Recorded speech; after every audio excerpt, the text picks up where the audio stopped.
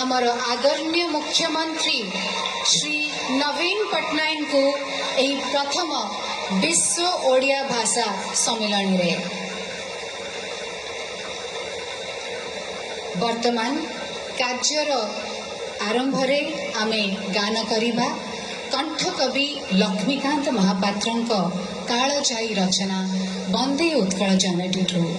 आजिर वंदे उत्कल जननी होउची कंठ कविंकर मौलिक रचनार एक कलात्मक उपस्थापना। वर्तमान मु समस्त को अनुरोध करुची, आसंतु आमे समस्ते दंडमयी होई राज्यर संगीत को सम्मान जणेबा। आमर आदरणीय मुख्यमंत्री श्री नवीन पट्टनायक को यही प्रथम विश्व ओडिया भाषा सम्मेलन रे